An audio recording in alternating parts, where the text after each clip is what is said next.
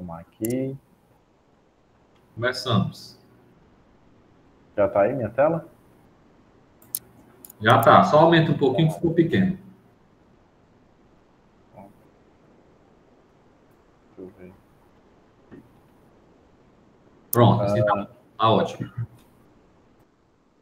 Pronto, aí a gente tava com aquele erro na rota, né? Ainda tá com erro aqui. Eu vou mostrar para vocês. No caso, eu resolvi, vou mostrar para vocês como foi que eu resolvi, né? O que tava acontecendo, que a gente tava tentando fazer aqui a requisição, ele tava dando resposta nenhuma.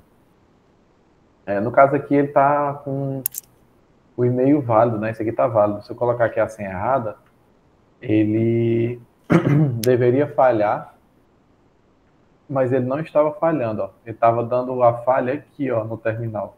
O que acontece? Gente, um detalhe besta que eu deixei passar. Aqui, ó, se a gente olhar no controller, ele está escrito dessa maneira, né? Posso até tirar isso aqui, ó, esse catch, try catch. O problema não é no try catch, não. Esse nosso método execute, ó, vejam bem, ele é uma promise. E aqui a gente não está aguardando a execução com await. Eu esqueci de colocar a função como assíncrono. Simplesmente isso aqui. E aí que eu coloco o promise. Um detalhezinho desse daqui muda totalmente a execução do código. E aí agora quando a gente executar aqui, ó, já retornou a resposta. Perfeito. Ó, o token, o nosso token aqui, ó, que o usuário vai guardar. E se eu errar aqui a senha, vamos lá. Opa. Mandar a requisição, ó, email or password is wrong. Então, já está funcionando da forma que deveria estar. Foi só esse detalhezinho aqui. Esqueci de colocar que era uma função assíncrona, né? Que era para ele aguardar a execução. Aí ele estava passando direto aqui e já estava retornando a resposta com um corpo vazio. E aí depois é que, como isso aqui é assíncrono e ele não estava aguardando, depois é que ele estava soltando esse throw, né? Lançando a exceção. E aí, por isso que não estava capturando, porque já tinha sido finalizada aqui a rota. E aí, enfim, era só isso, só esse detalhezinho besta. E aí tem mais uma coisa que estava me incomodando, eu fui ver como é que a gente resolvia. Eu tinha esquecido de fazer no projeto, é o seguinte.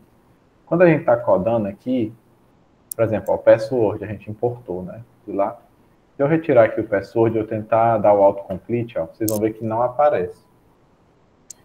Até mesmo com o Vitest não estava aparecendo. Por que isso aqui não está dando autocomplete? Né? Se eu for em qualquer outra rota da nossa aplicação, tipo, vou aqui no servidor e tentar importar o password, ó, tipo, um password em caixa alta, olha, já aparece o autocomplete.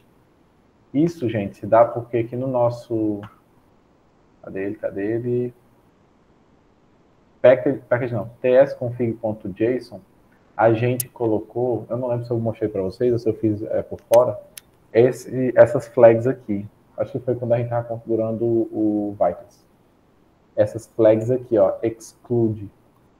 E aí, esse exclude, ele está excluindo todos os meus arquivos de teste. Cadê? Todos os meus arquivos que estejam dentro da pasta teste. Por que esse exclude?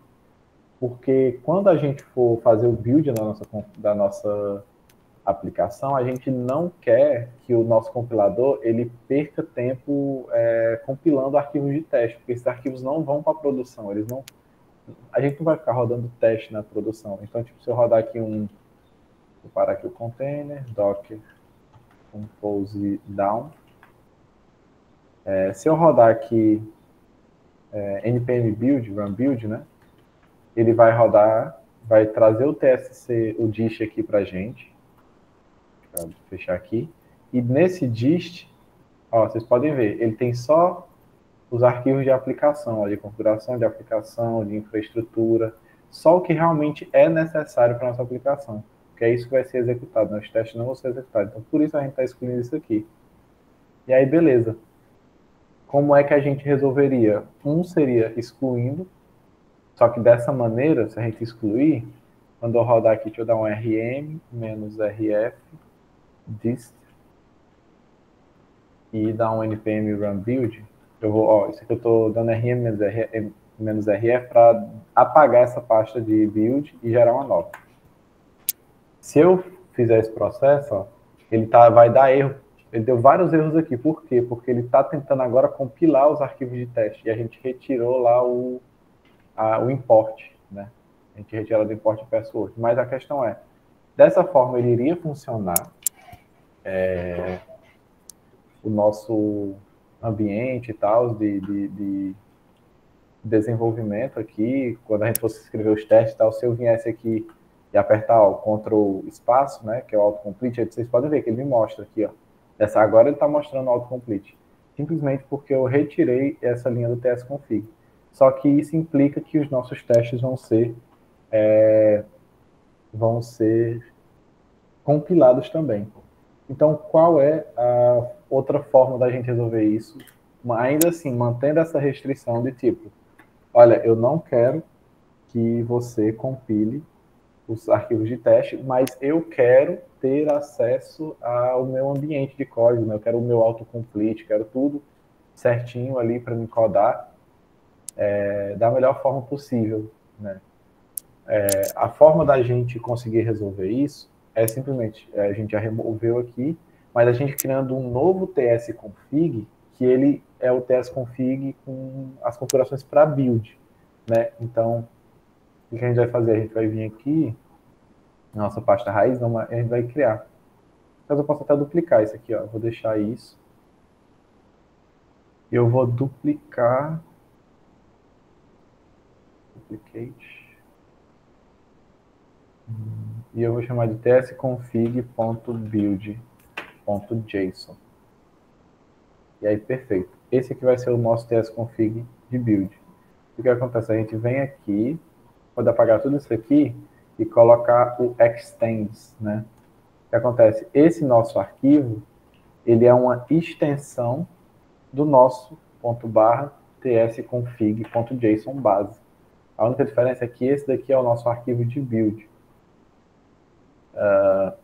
E aí a única diferença é que como esse aqui é o nosso arquivo de build, ele vai excluir os testes, ele vai excluir também... no caso, ele já não iria compilar, né? Já não estava compilando aqui no disse, a gente olha lá, ele só compila o que está dentro do SRC. Então a gente não precisaria excluir o Vitess, que está aqui fora, o Vitess config, a gente não precisa excluir nada do tipo. Então, dessa maneira aqui, o nosso editor de código, ele funciona. Acho que eu tinha apagado aqui, não tinha? Apagado? Ah, é porque quando eu fui duplicar, eu voltei com ele. Enfim. Dessa forma que o nosso editor de código ele vai funcionar, ele vai reconhecer os imports quando a gente estiver escrevendo os testes. Né? Inclusive, ó, vou até botar aqui, ó, restart TS server, para ele reiniciar. E aí, beleza? E aí aqui, ó, ele já está dando um autocomplete para a gente. Inclusive, aquela questão lá dos globals, né?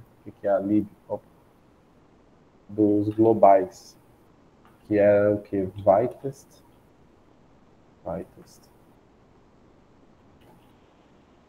barra globals. Se eu não me engano, era assim. Não sei se era aqui ou era nos tipos. Ah, era nos tipos, eu acho.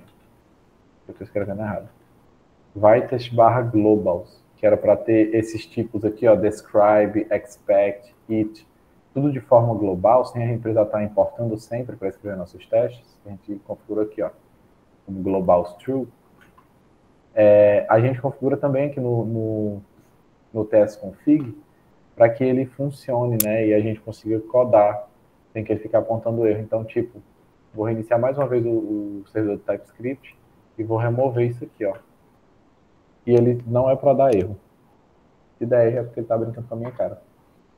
Mas, ó, não é para dar erro e realmente não está dando erro, porque ele já está reconhecendo que isso aqui são funções do Vitest. Aqui, ó, se vocês verem aqui em cima, Node Modules Vitest. Quando eu segurei o Ctrl e cliquei, ele está levando lá para o Vitest. Ele já está interpretando que isso aqui está definido globalmente. Então, dessa forma, a gente tem um ambiente agora de desenvolvimento ainda melhor para a gente codar os nossos testes, né? E aí, perfeito. O que mais tem para a gente ver aqui? Mas eu acho que é isso. Vamos até testar aqui para ver se não quebrou nada. Eu posso estar falando. E aí no fim quebrou.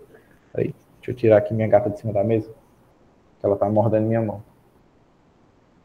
Mas gato não deixa o cabo em paz, não.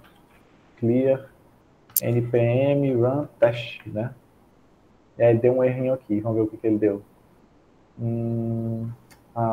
Que pena. Password is not defined.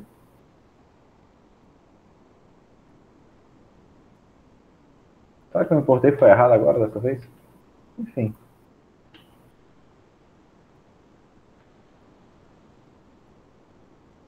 Será que? Peraí, eu acho que eu já sei o que aconteceu. Deixa eu deletar isso aqui. E deixa eu vir pra cá. É um erro atrás do outro, viu aqui? O negócio é complicado. Deixa eu ver se ele tá buildando o dist. Sim, peraí. Eu já sei o que aconteceu, tá? Como eu tava mostrando para vocês a questão do build, né? Eu fiz um build, e é justamente para evitar esse tipo de erro. Eu fiz um build, deixa eu fazer o build aqui de novo. npm run build. E aí no que eu buildei aqui, ele veio para cá o dist, né? E aí o que acontece? Aqui dentro a gente tem, ó, pasta de testes, está toda buildada. Ó, vários testes. Então, quando eu rodei aqueles testes, ele rodou tanto os testes da nossa aplicação, quanto os testes do nosso build aqui. E isso não é o correto. Isso porque a gente ainda não configurou, tá? Para ele buildar com esse JSON aqui, tá? Mas se eu rodar aqui npm run test, é para ele funcionar perfeitamente. Tá aí, ó. Passou todos os testes. Não tem nenhum erro. Então tá tudo certo. E aí, beleza, e-mail também, ó, a gente removeu, tá tudo global, ó. Então isso é ótimo. E aí, agora que a gente tem o tsconfig.build, como é que a gente vai fazer para buildar, para usar esse tsconfig para fazer o build? Tem como a gente colocar... Opa, eu ia arrastando aqui o negócio. Tem como a gente colocar isso, especificar isso lá no nosso package.json. Quando a gente diz o TSC aqui, o TSC. Agora eu não lembro qual é a flag, mas TSC specify tsconfig aqui, ó. Perfeito. Specific tsconfig. Geralmente é bom a gente ler o GitHub, mas essa ferramentazinha aqui do Google, que ele gera um resumo com IA, é muito, muito poderosa. Então, vamos tentar utilizar, vou utilizar ela. Ó, ele dá aqui algumas opções, usando config.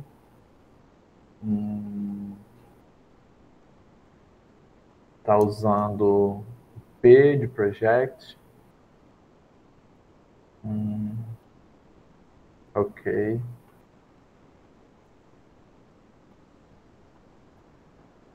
Esse aqui é o build.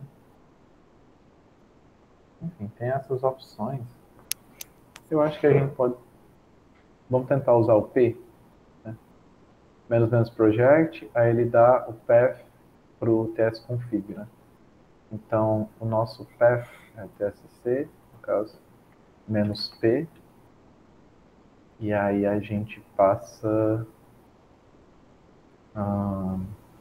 eu acredito que seja só escrever tsconfig.build.json. Eu acredito que seja isso. Como é que a gente vai descobrir? Clear. Rodando aqui, né? rm, -rf, dist e npm run build. Vamos ver se ele vai rodar. E aí, pronto.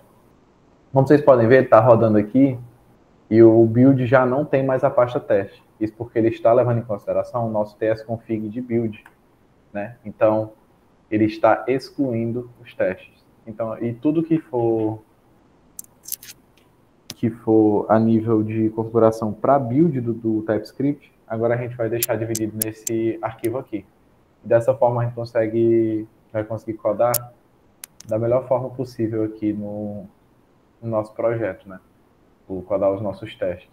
A gente vai ter menos trabalho, porque vocês perceberam que em vários momentos, que vocês tenham visto, eu estava tentando aqui importar e-mail. Aí eu vinha, tentava aqui pelo autocomplete, ele não aparecia o e-mail. Ó. Vixe, eu tenho que escrever na mão. Aí eu comecei a escrever na mão aqui. Tá, tá, tá, tá. Imagine toda vez que você for fazer um teste, né? E isso que a gente tá trabalhando com testes simples, sabe? Quando fossem testes de caso de uso, que são vários imports que a gente tem que fazer, a gente iria ter um trabalho muito grande, né? Um trabalho meio que redobrado, né? E desnecessário. E aí, enfim, eu tinha esquecido de colocar isso lá no começo, quando a gente começou a fazer os testes, mas fica agora a correção. Ó, e-mail já importa de lá. E aí, perfeito. É para estar tudo funcionando.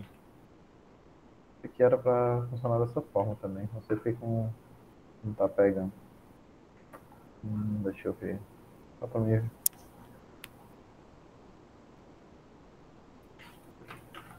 PF, não lembro. Enfim, esse tsconfig aqui, gente, ele é... Assim, tem muita coisa para poder fazer. Muita coisa mesmo. Tipo, você pode configurar o seu projeto de diversas formas para você trabalhar da melhor forma que você achar. Tem uma configuração que eu acho interessante, que ela dá isso aqui, ó, no caso, ela remove essas pontuações. Eu posso até mostrar no outro projeto, mas esse aqui eu não vou colocar porque eu acho um trabalho muito... Uma coisa um pouco muito avançada, assim, né, para o nosso projeto, e eu acho que ele foge muito do escopo. Mas tem como você organizar esses imports aqui, ó. Vou mostrar no outro projeto, para vocês verem. Que eu já tinha feito esse projeto aqui antes tá muito pequeno, né? Antes para o curso, eu já tinha escrito esse projeto, já justamente para poder preparar o material para vocês. E aí, tudo bem. E aí o que acontece? Nesse projeto eu tenho, por exemplo, o Path Alias, que a gente chama, Base URL, é isso aqui que eu estava procurando. Que eu tenho, ó, todos esses tipo, eu não sei se é uma nomenclatura, mas são shortcuts, né, atalhos para importar as coisas. Se eu escrever @valueObjects, eu já sei que eu estou lá dentro da pasta de valores de objeto. Então, por exemplo, onde é que a gente importa isso? No e-mail aqui, ó. Ele está importando, em vez de ser... Ok, eu estou até no e-mail aqui também. Em vez de ser esse trambolho aqui gigantesco, né, para poder importar o e-mail, ele só importa com @valueObject barra email.vo. Olha como fica melhor a leitura do código. Isso aqui é possível pelo tsconfig, isso é uma configuração específica do tsconfig. Você faz aqui que chama o path alias, né? Mas eu tinha feito, minha proposta era mostrar para vocês, só que eu achei que ficou uma coisa muito complexa, muito avançada desnecessariamente. Então, fica aqui pelo menos a menção honrosa para que vocês saibam que ela existe. Né, que dá para deixar o código ainda mais organizado, de uma forma melhor ainda, né? Mas o que a gente vai utilizar, vamos ver aqui, vai ser esse aqui, ó, esse src, Base URL. O que ele vai fazer, né? Deixa eu entrar aqui no tsconfig. Base URL, quando eu disser que é o src, quer dizer que todas os meus imports, eles partem dessa rota aqui, ó, desse src. Eu quero importar somente coisas aqui dentro, eu não vou importar nada de fora, né? Mas que tem o vai testconfig aqui fora, eu não importo ele, porque ele não vai ser buildado, não vou utilizar dentro da minha aplicação. Então, por exemplo, se eu vier aqui, eu espero que funcione, se não funcionar, eu vou ter que iniciar o test server, para ele reconhecer a nova configuração. Porque esse caminho aqui, gente, só para poder deixar claro, esse aqui é um caminho relativo. Ele está vindo ele sabe que o arquivo está aqui dentro, aí ele dá ponto, ele sai de dentro desse arquivo, vem para cá, para a entity, sai do arquivo de novo, sai mais uma vez do arquivo, e aí ele vem para cá para fora, para nível de app. E aí, aqui no nível de app, ele entra em app e começa a buscar o entity. Então esse aqui é o caminho que a gente chama do tipo relativo, né? E aí agora, ó, vejam que eu tirei o barra, e ele já entende que no caso, isso aqui é o caminho... acho que eu falei a nomenclatura errada. Isso aqui é o caminho local, Ele vai sair do arquivo localmente e vai ir caminhando até o lado de fora. E esse daqui é o import relativo. Relativo ao quê? Relativo ao projeto. Então, se eu remover aqui essas pontuações, ele simplesmente sabe que tem que voltar, quando for importar, tem que voltar aqui para o SRC a nível de projeto, e aí ele começa a cavar de novo a aplicação. Então, eu estou dizendo ó, lá em app, entities, value objects, e-mail.io. Fica muito melhor, muito melhor e muito mais legível os nossos imports. Né? Se eu remover aqui os imports, acho que já deve até fazer automaticamente esse import menorzinho. Ó. Podem ver ali ó, que ele já está mostrando, sem pontuações gigantescas e nada do tipo.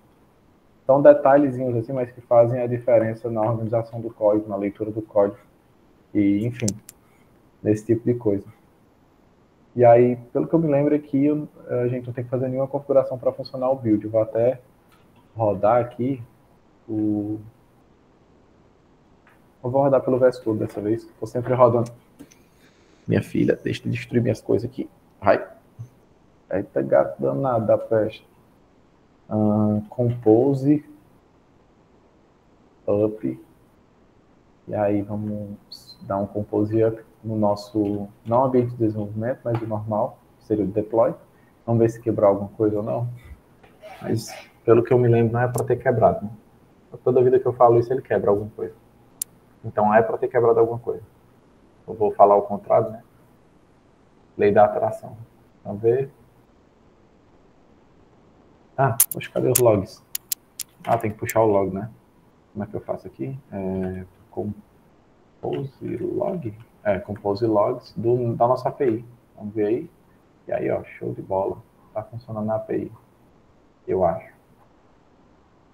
Eu acredito que esteja funcionando. Hostname, cadê o logzinho lá dizendo que foi hospedado? Enfim, vamos testar aqui, né? Já que eu não estou conseguindo achar o log. Vamos tentar fazer um login aqui. Opa, já está prestando, ó. Tá funcionando mesmo. Vou dar aqui, vamos ver se ele dá o erro. Deu erro. Isso aqui em produção, né? Então, tá aí, ó. Tudo funcionando da melhor forma possível. Vamos ver como é que fica lá no nosso build, ó, por exemplo. Porque eu não alterei nada lá dentro, né? Nenhum import lá dentro. E vou fechar aqui. Aqui fecha mesmo.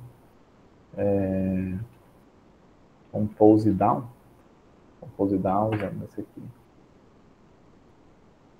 Pronto. Remover os serviços aí. Aqui também.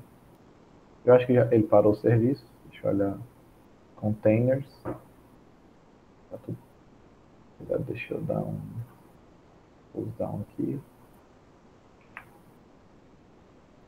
Um pull down. Ok. Agora sim. Consegui remover os containers. Esses dias eu estava mexendo aqui no meu computador, limpando o espaço. Aí eu encontrei 32 GB de container Docker que estava alocado em algum lugar aqui de um projeto que eu esqueci de derrubar. Eu tive que limpar o meu Docker aqui. E eu achando meu computador sem espaço, eu não sabia por que era. Enfim. E aí, beleza, o que a gente tem mais para fazer aqui? Vamos construir o restante dos nossos testes, né? E seguir em frente. Eu acho que é basicamente isso, né? A nossa rota já está funcionando, então vamos escalando os nossos testes, né? Teste de value object, vocês já estão carecas de saber como é que faz, né? Acredito eu. Então, vamos seguir agora pular diretamente para o teste de entidade, e depois para o teste de caso de uso. No caso aqui, ó, tem só mais uma coisa que eu queria fazer. Acho que vocês lembram que a gente está utilizando o Faker, né, para poder gerar esses dados aleatórios. Vamos utilizar o Faker aqui novamente, né, para poder gerar uns dados para a gente. Por exemplo, aqui essa senha a gente poderia colocar faker.internet, preciso importar o Faker. Faker.internet. Acho que é password. Pronto, password. Ele vai gerar uma senha seguindo os padrões de internet, né? Como se fosse. E aí o que acontece? Aqui ele dá algumas opções para a gente, vocês podem ver. A gente tem a opção de declarar o tamanho mínimo dessa senha. Esse memorable, eu não sei o que...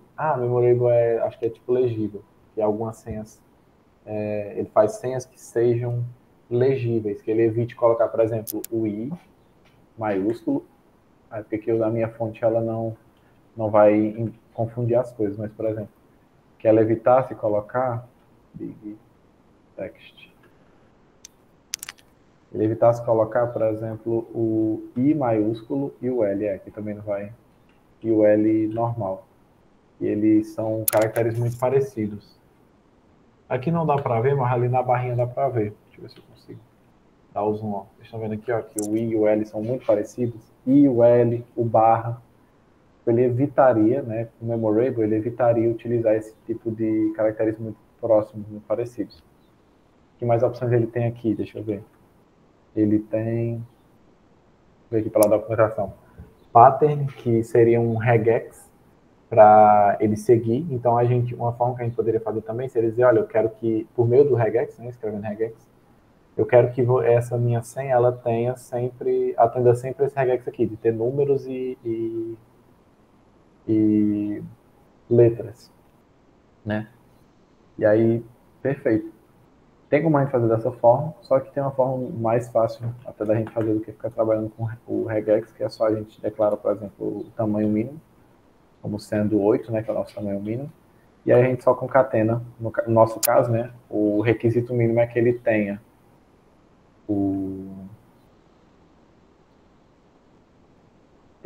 que a gente tenha sempre uma letra e um número. Então a gente garante aqui o tamanho, já ele vai gerar uma senha com o tamanho mínimo correto, e depois a gente só garante essa especificidade da letra e do número. Deixa eu só ver o que isso aqui está dando.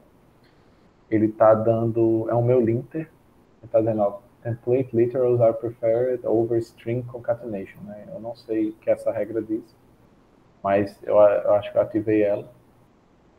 Eu vou ter que seguir ela. Ok. Então, beleza. Então, show de bola. Ele mandou eu usar a concatenação para usar o template literal em vez de usar essa concatenação de string. O que é a diferença? Em vez de eu usar esse mais, eu vou utilizar isso daqui, ó. E aí eu vou chamar isso aqui assim. Pronto. E agora ele está fazendo a concatenação de string, só que utilizando o template literal. Outra forma de fazer seria assim. Fica até mais organizado. De fazer isso, a gente faz isso aqui, ó. Tem essa opção prefix, né, que ele adiciona sempre um prefixo na senha. E aí o que a gente vai colocar aqui? A gente pode colocar um string, é isso mesmo? Um string, então a gente vai colocar A1. Né? Então ele sempre vai adicionar nossas senhas, elas iniciando com A1. E aí a senha sempre vai ser válida. Né? Aqui fica até bem melhor.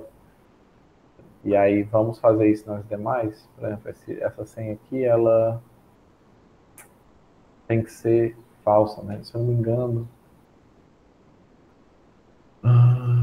Aqui no fake tem como a gente gerar uma sequência só de caracteres string. Agora eu não lembro qual é alpha, pronto.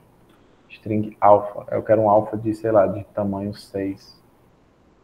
Opa, options. Deixa eu colocar aqui. Length 6. De tamanho 6. Então aqui eu vou gerar uma sequência de de caracteres alfanuméricos. E que são basicamente as letras do alfabeto inglês. E aí aqui eu sei que eu tenho garantido que ele não vai colocar nenhum número, né? Nada numérico. Então aqui, ó, para quando ele não puder criar a senha com payload inválido, a gente já tem aqui uma senha falsa, né? Uma senha errada sendo gerada, tanto pelo tamanho quanto pela restrição de ter números. E aí, aqui a gente precisa de senha válida também, né? Deixa eu ver, deixa eu só mutar aqui meu telefone. Eu estava mandando mensagem. Repetir mais uma vez isso aqui. lançar aqui. Que aparece uma senha válida também. Pronto, várias senhas válidas. E aí, beleza, ó, should successfully compare a hash with his password, perfeito. Aqui também, should fail to compare a hash with an incorrect password. Então, o que acontece? Interessante a gente dividir isso aqui também, ó.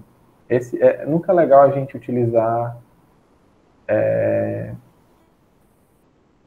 texto, assim, valores brutos no final do nosso teste, né, na parte de acerte. É sempre interessante que a gente estabeleça essas variáveis antes, variáveis não, né, essas constantes antes e só reutilize, né? Invalid, não, wrong password, que vai ser igual a isso daqui, por exemplo. Sempre interessante que a gente gere isso antes, né? Ou então estabeleça essas variáveis antes e depois a gente utiliza, né? Wrong password. Então, e aí eu vou até botar para gerar isso aqui automaticamente. Então, ele vai gerar duas senhas, basicamente. Essa daqui vai ser utilizada, é a senha correta. Essa daqui vai ser a senha, que é uma senha válida também, tá? Mas ela é uma senha incorreta, né? O compare não deve estabelecer isso como um retorno válido, né? São diferentes. Então vamos rodar aqui o nosso npm run test. E aí ele está dando erro aqui porque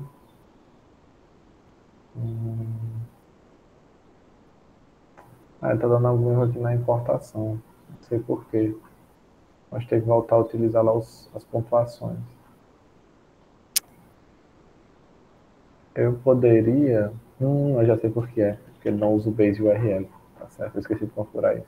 Mas por enquanto, eu vou só voltar a utilizar as pontuações para a gente ir caminhando. Acho que são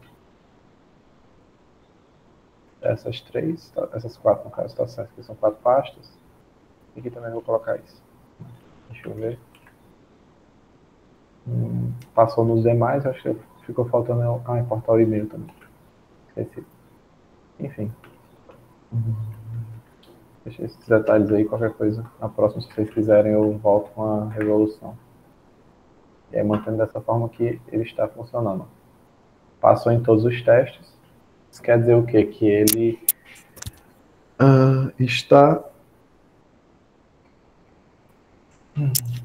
está tudo certo e gerando valores aleatórios, né? Toda vida que eu rodar aqui, ele vai estar gerando um valor aleatório para a gente. E aí isso entra naquele tópico que a gente comentou no e-mail, que deixa o nosso sistema ainda mais versátil, né? A gente tem uma garantia ainda maior de que o nosso sistema ele consegue se portar em qualquer situação que ele for colocado, né?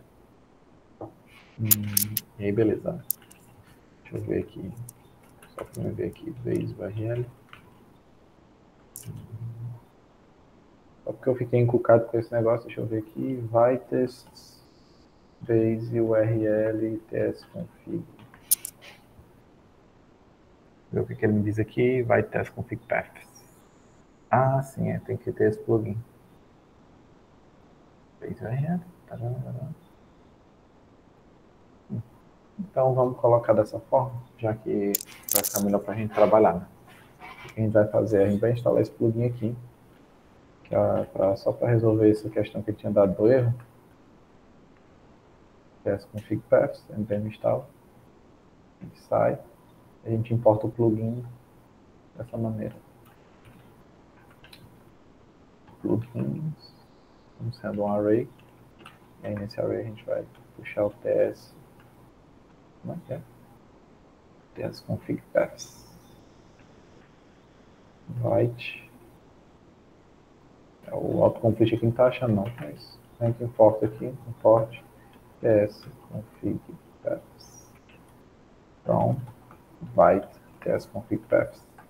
Ele deve estar sendo exportado com uma nomenclatura diferente. Por isso que ele não está achando. Okay.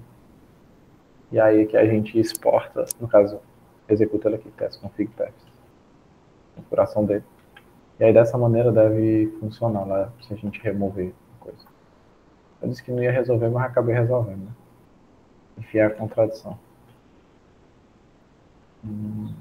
Cadê? npm run test, deixa eu dar um clear antes. E aí, vamos ver. Pronto, tudo rodando perfeitamente. Depois eu vou ver como é que eu retiro isso aqui, esses avisozinhos. Porque ele tá mandando eu remover lá aquele... Eu fiquei pesquisando, ele tava mandando eu remover isso aqui, ó, gente. Cadê? Aqui, ó, esse reject, ponto rejects. E ele tava mandando eu remover esse ponto results. Mas se eu remover, vocês já viram que dá erro. Então, eu não sei. Não tô entendendo essa contradição dele, não. Vou remover aqui também. E aí vai funcionar. Tudo perfeito. Pronto, show de bola.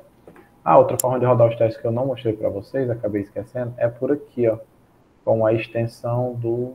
Acho que é das extensões. Extensions. Com essa extensão do Vitest, no VS Code. Cadê? O Vitest aqui, ó. Ele tem a extensão oficial, e aí aqui no ambiente de testes, que é aqui, ó, Testing, ele mostra nossos testes de SRC, testes, app, entities, value objects, e os nossos testes aqui, ó. A gente consegue ter uma análise legal aqui do nosso projeto, e a gente consegue rodar tudo, ó. Run tests, aí ele roda tudo aqui, ó. Ele passa os testes. Se der algum erro, ele mostra aqui, então é uma coisa legal. E outra forma de você rodar os testes também é dessa forma aqui, ó. Que aqui a gente só rodou os testes. Tem como a gente utilizar o watch, né, que é o continuous run. Basicamente, o que isso quer dizer? Ele vai ficar rodando os testes enquanto eu estiver codando. Então, isso quer dizer que o que? Ele vai... Tá rodando? Acho que tá rodando. Sempre que eu atualizar alguma coisa, ele vai reexecutar os testes. Por quê? Isso é uma coisa interessante para você fazer enquanto você está desenvolvendo. Porque se você está mudando uma classe, está mudando uma entidade, alguma coisa do tipo, você tendo esse teste contínuo, ele vai apitar algum erro se você quebrar alguma coisa da sua classe. Então você tem aquele feedback contínuo, né? Ele está ligado aqui, ó. Ele está me vigiando, literalmente me vigiando para ver se eu estou fazendo as paradas corretinhas aqui no projeto. Mas eu vou desativar aqui porque é um ambiente controlado, né? A gente não vai errar, não. Quer dizer, vamos, né? Que a gente já errou bastante. Mas, enfim. O que mais tem pra gente ver aqui? A gente vai... sim, vamos caminhar agora para os outros testes. Vamos rapidinho que senão a gente se perde aqui. New file, vamos criar agora testes para o nossa entidade de usuário, né? Lá, entities, new file, user.entity.test.ts. E aí, basicamente, a gente vai fazer a mesma coisa. Deixa eu colocar aqui o user entity na direita, para que a gente possa acessar ele e validar. Né? O que é que a gente vai testar nele? A gente vai testar a criação de usuário, a gente vai testar essa função reconstitute, a gente vai testar principalmente as validações que a gente tem. Por mais que a gente já esteja, a gente não vai se focar tanto nessas validações, mas a questão por mais que a gente já tenha testado, lá nos nossos testes específicos para os Value Objects, é interessante que a gente pelo menos faça uma validaçãozinha que seja aqui, tipo assim, passando o e-mail, uma senha errada e analisar se ele cria ou não a instância do objeto para a gente. Então, o que acontece?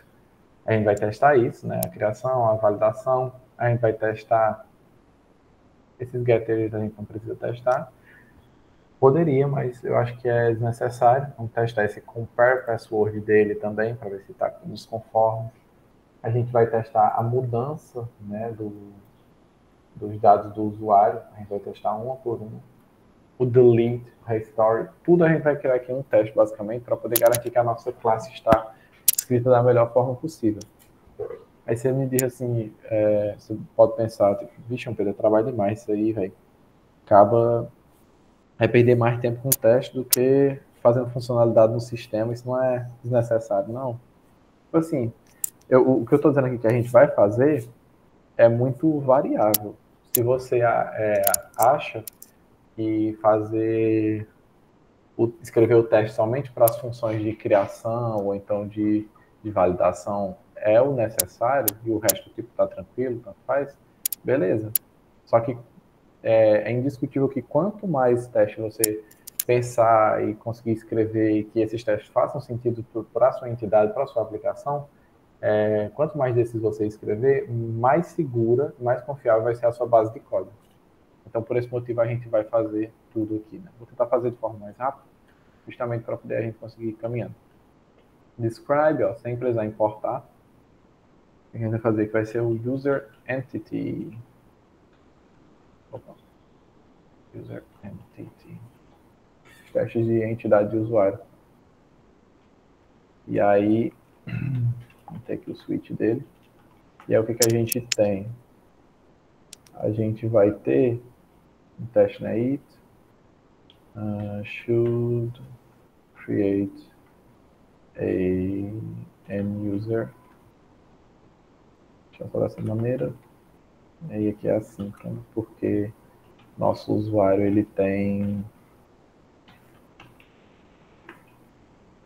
vai fazer a criptografia da senha, então ele vai ser assíncrono. Então o que a gente vai fazer? Novamente, aqueles 3 passos.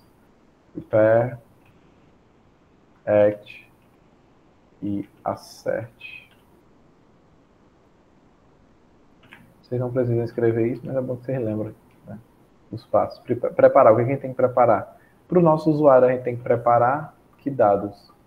Name, e-mail e password. São os dados que a gente precisa para poder criar ele, né? No caso, mais especificamente, aqui, ó. Name, e-mail e password, né? Todos os tipos string. Então a gente vai preparar esse payload, né? Const payload, eu vou chamar. Vai ser igual a isso aqui. E aí no finalzinho desse objeto eu vou colocar assim, ó, satisfies.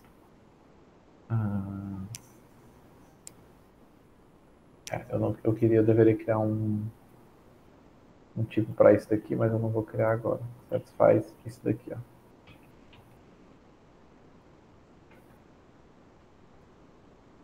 Não, na verdade eu vou deixar isso mais para frente. Depois eu mostro a funcionalidade desse satisfies. Mas a gente vai precisar de name, é um string. Já vamos usar logo o faker, ó, faker. Portal faker.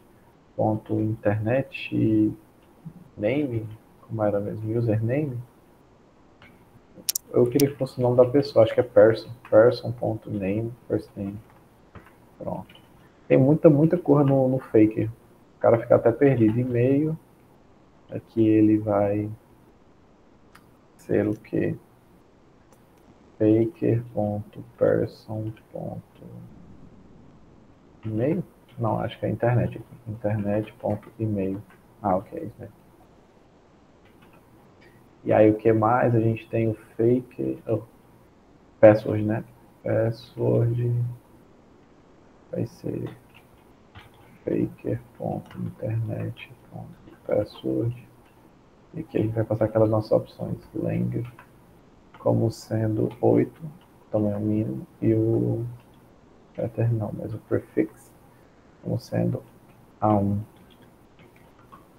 E aí, perfeito. Aqui a gente tem o nosso payload de criação de usuário. Concordo comigo que esse usuário aqui, ele é um usuário válido, né? Está tudo certo aqui. É para estar tudo certo, é gerado de forma correta. Então, o que a gente vai fazer? A gente vai dar um const, para armazenar a saída, output, equals to await user.create, e a gente vai passar esse payload do usuário. E aí, perfeito. Dessa forma, agora a gente vai validar a saída dele, né? Expect, espero que o output, né, to be instance of, que ele seja uma instância de user, isso mesmo. Eu espero que expect output.name to be payload.name. Eu vou validar se os campos foram corretamente atribuídos. Então, output.name, payload.name. Aqui vai ser também e-mail embaixo. E aqui, e aqui, password. Só que eu acho que ele não pega a senha, né? Então a senha a gente não precisa validar. Porque a senha que ele volta aqui é o hash da senha. Então a senha a gente pode deixar só aquela validação da questão do tamanho, né? Eu espero que o password dele não seja igual ao do payload, né? Porque eu preciso que ela seja criptografada, então not to be. E eu preciso que o password ele tenha to have property. Vou colocar com array que eu acho interessante. Tem a propriedade length. E essa propriedade tem o valor de 60. E aí, perfeito. Eu espero também... A gente poderia pegar outras coisas. Tipo, eu espero que ele tenha um ID, que ele tenha ele tenha um created at, ele tenha um updated at, um deleted at, todas essas coisas.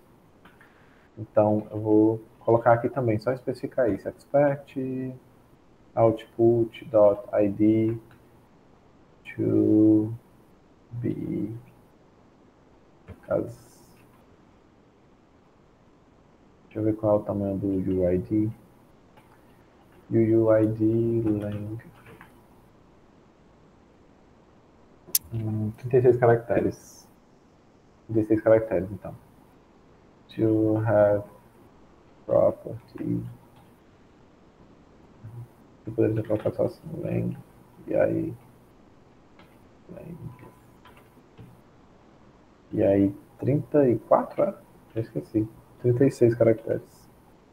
36, seja de tamanho 36, que eu espero output.created at ele not to be undefined. Aí eu faço isso para os demais também. Eu coloco updated at e aqui o deleted at. Só que a questão é, o deleted at eu espero que ele seja undefined. Então ficam essas validações aqui, ó. Tipo, a gente está validando pedacinho por pedacinho da propriedade para saber se ela vai ser criada da forma correta. E vamos rodar aqui para a gente ver. Por que ele não está reconhecendo esses testes? Tem que atualizar. Ok, então vamos rodar aqui para a gente ver se está dando certo. E aí, perfeito. Passou no teste. Uma coisa que eu sempre gosto de fazer é o seguinte, se passou no teste, de primeira eu fico assim, vixe, será que está uma coisa errada? Aí eu vou e mudo aqui um detalhezinho para ver se realmente está tudo certo. Aí, ó, pronto, ele deu erro agora. E ele, interessante é isso, a extensão que ele aponta exatamente onde ele deu erro, né? Aí você pode ir lá olhar, pode verificar.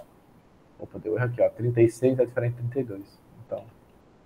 Então beleza, tá tudo certo aqui. Não tem para onde a gente correr. Vamos só continuar escrevendo os nossos testes aqui.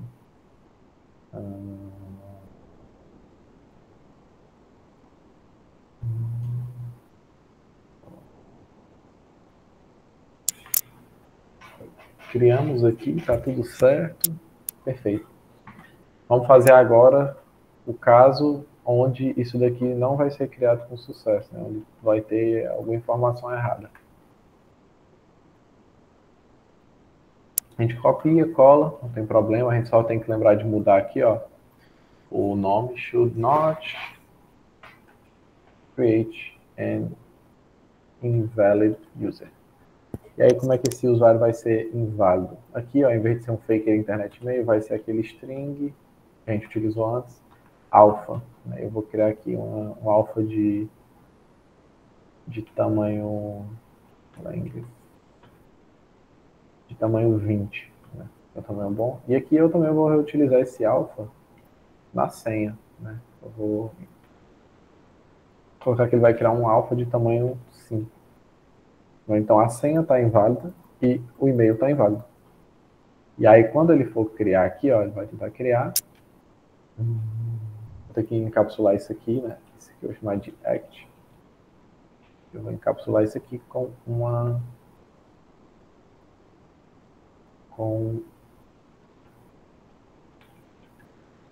com uma função, né? Eu acho que eu sei como é que remove aquele erro.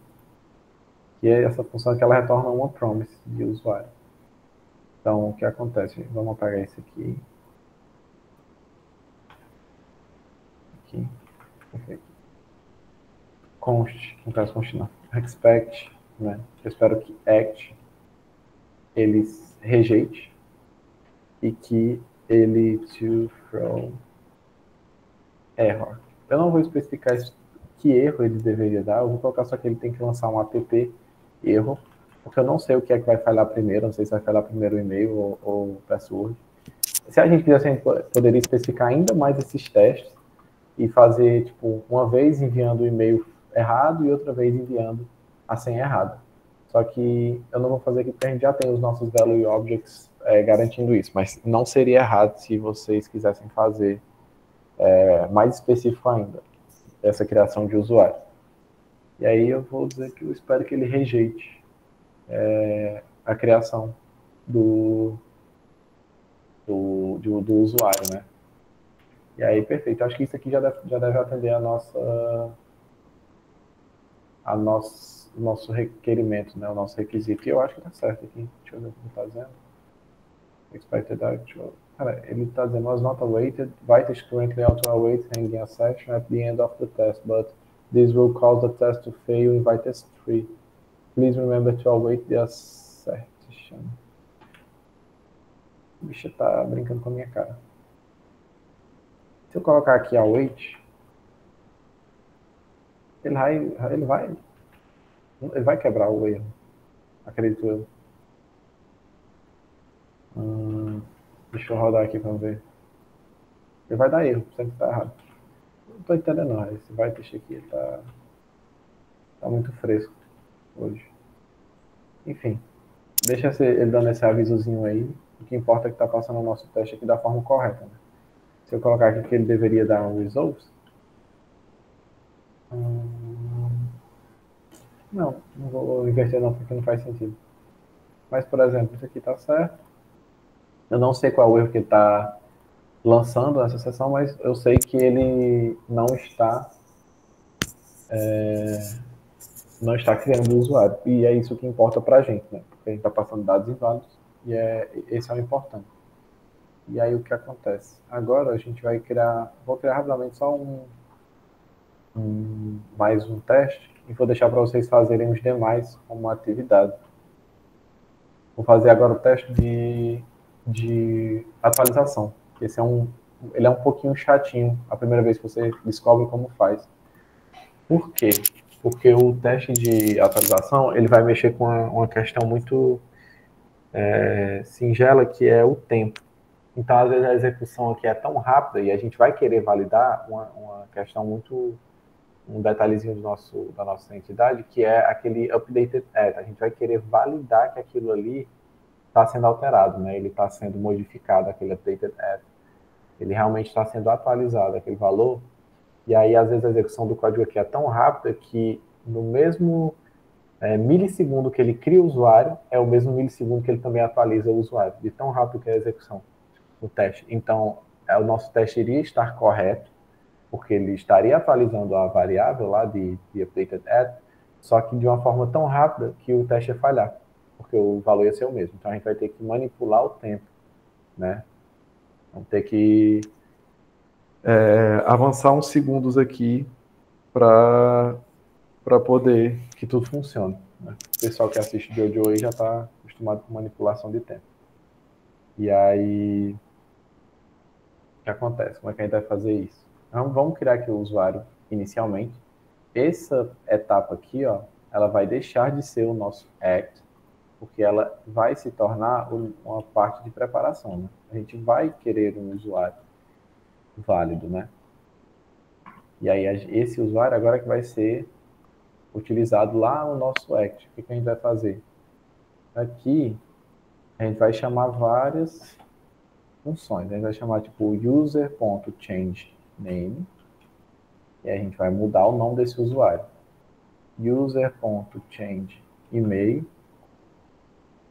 a gente vai mudar o nome dele user.change password. E aí, perfeito. Dessa forma aqui, o que a gente vai fazer? A gente vai ter valores iniciais, e depois a gente vai ter valores novos, né? A gente vai criar esse payload. Vou pegar isso aqui. Para isso. Deixa assim mesmo, vou colocar aqui mais um payload. Vai ser o const new values. Você pode mandar da forma que achar melhor, mas a gente basicamente vai criar um objeto que vai ser uma cópia desse aqui, ó. Porque ele vai gerar valores novos, né, para o nosso usuário. E aí, vou chamar aqui new values mesmo. Change name para new values.name. New values.email. E aqui new values.password. Dessa forma, no final aqui o que a gente vai validar não é mais isso daqui tudo, né? A gente vai validar isso. A gente vai validar isso daqui da senha, a gente pode validar ainda. Faz sentido. Isso aqui a gente pode validar também. E-mail, isso aqui também. E o ID, eu espero que ele seja o mesmo ID. Eu espero que ele não modifique o ID. E a gente vai validar tudo aqui. Deixa eu tirar esses outputs e colocar como user. Vai mudar um pouco a validação que a gente vai fazer.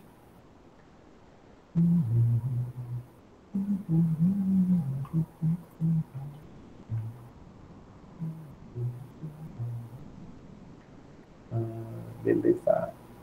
O que a gente faz aqui? O que a gente começa fazendo? A gente já está mudando tudo, então o que acontece? A gente tem que primeiro validar se os valores que estão no usuário são iguais aos valores novos e diferentes dos antigos. A gente, segundo, tem que validar se o updated ele foi atualizado.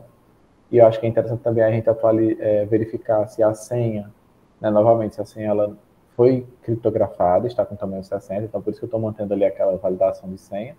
E eu acho que é interessante a gente validar também que o ID não mudou, né? O ID ele se manteve o mesmo. E aí, como é que a gente faria isso, né? Eu não vou precisar validar isso aqui, eu expect user to be instance of user, porque eu já fiz esse teste aqui em cima. Eu já sei que se passar nesse teste aqui, é para passar nesse aqui. E aí, se não passar naquele, não passa nesse. Enfim, um valida o outro. E aí, o que acontece? A gente vai começar a fazer essas validações. Eu estou aqui planejando por onde é que a gente começa, mas acho que a gente pode começar aqui normal mesmo. User.id, primeiro a gente vai validar se o ID se manteve o mesmo. Eu vou criar aqui uma variável auxiliar chamada, sei lá, old, eu vou chamar assim, na verdade, old não, before ID.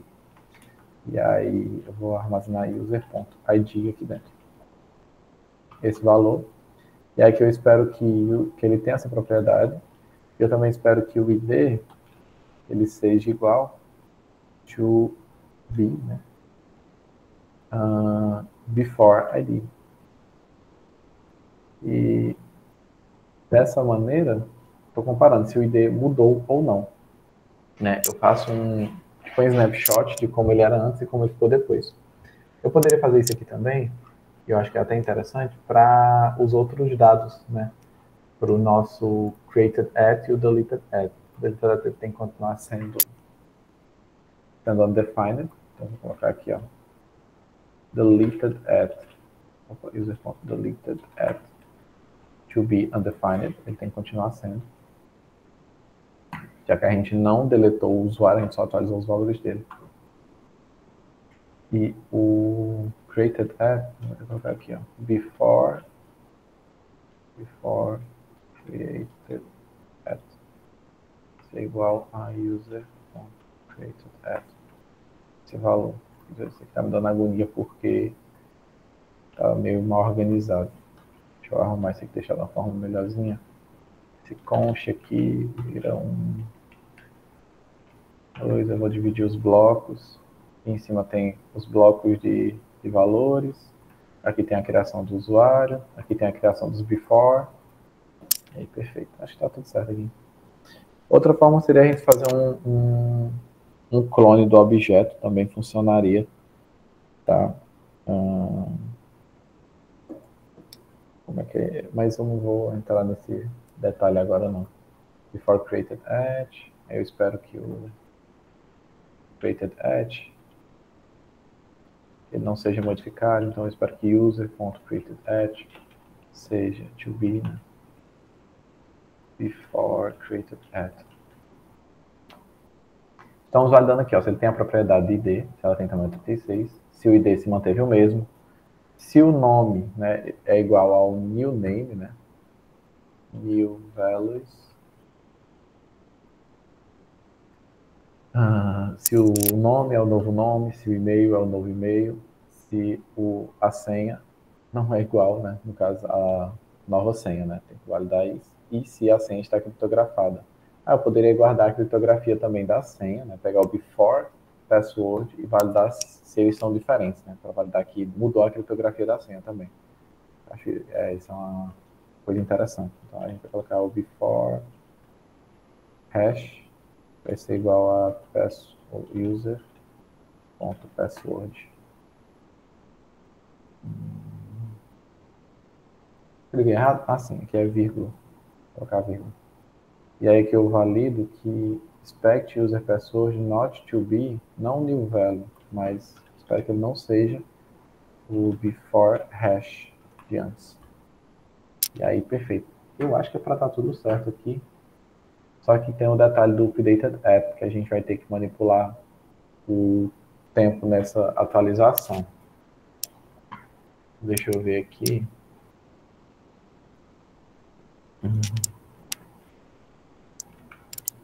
To be, not to be.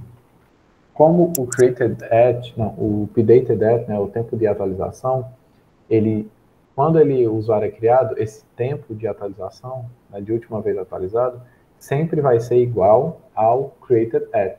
Então, eu vou comparar aqui, eu espero que ele não seja igual ao nosso before created at também. Eu espero que ele seja um novo valor. E aí, como é que eu faço essa manipulação do tempo? Porque eu acho que se eu rodar aqui, ele não vai dar certo por causa daquela questão da velocidade de execução do código. Para que isso funcione, eu vou ter que pegar uma colinha aqui que eu esqueci. Tá em Node, JavaScript, Web, RC, deixa eu ver onde é que eu mexi nisso. Foi lá nas entidades, entities. Deixa eu ver aqui, ó, property test. Não. Aqui não. Visita, será?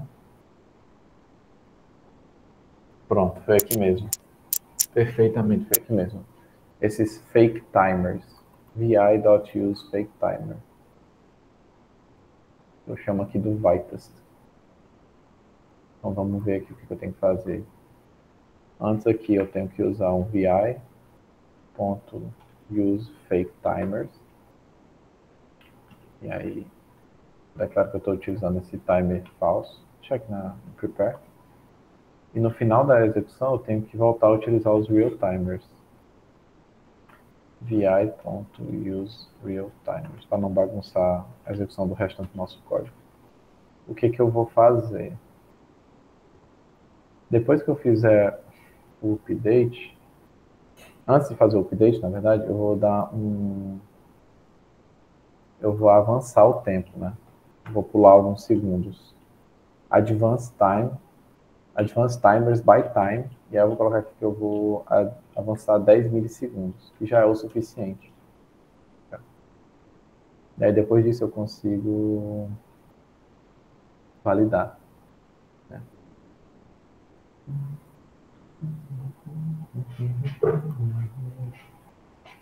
Aqui eu poderia fazer até uma validação melhor, que seria o quê? To be greater than. Eu pego aqui, ó, get time, é? Como é que eu coloquei aqui? Get time. Get time. E eu espero que esse updated at ele seja maior que o user.created@.getTime. Então eu quero que esse tempo aqui de atualização ele seja maior, né, ele seja mais recente do que quando ele foi criado. Dessa forma que eu acho que deve funcionar. Vamos ver, olha, não, ele deu um erro porque ele falou da criptografia, da senha. Not to be before hash user.password. Então pode ser que a gente já tenha algum erro aí na nossa classe, né, porque ele está dando erro aqui nessa comparação. Eu espero que o user password novo não seja igual ao antigo. Então vamos ver aqui o que aconteceu. Deixa eu rodar mais uma vez. Aqui, né? Eu rodei todos de uma vez. Should create an user. Espera, esse aqui tá. Should create an user. Ah, ok, eu acho que eu dupliquei coisa, esqueci de mudar o nome, tá? Mas should update an user. Esse daqui é que tá dando erro. E o erro é exatamente isso, ó, do before hash. Ele está dando algum erro nessa parte de hash de senha. Isso pode indicar que tem algum erro na nossa entidade na hora de atualizar ela. Ou pode ser algum erro nosso aqui na hora de salvar esses dados, né? Ele está dando que o hash aqui é exatamente igual, os dois hashes. Mas isso aqui só aconteceria se as senhas fossem exatamente iguais. Vou aumentar aqui o tamanho dessa senha, só para ver. Ele ainda está dando erro, então quer dizer que há realmente um erro lá no nosso change password, muito provavelmente.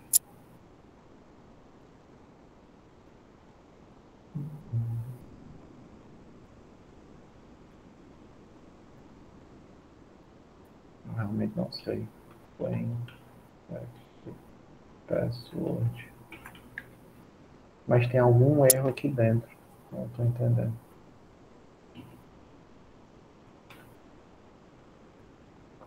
Console.log this.props.value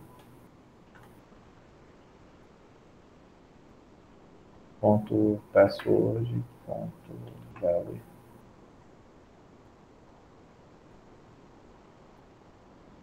Antes eu quero depois também. Change password, publique assim que ele recebe a senha, passa aqui a senha para que ela seja criada e armazena esse valor dentro do props. Esse valor que é para estar mudando.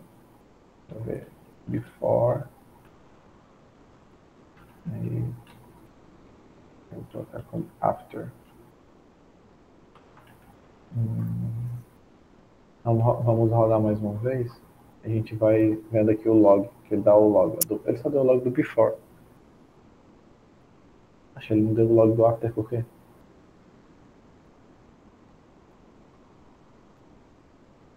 É o quê, ó?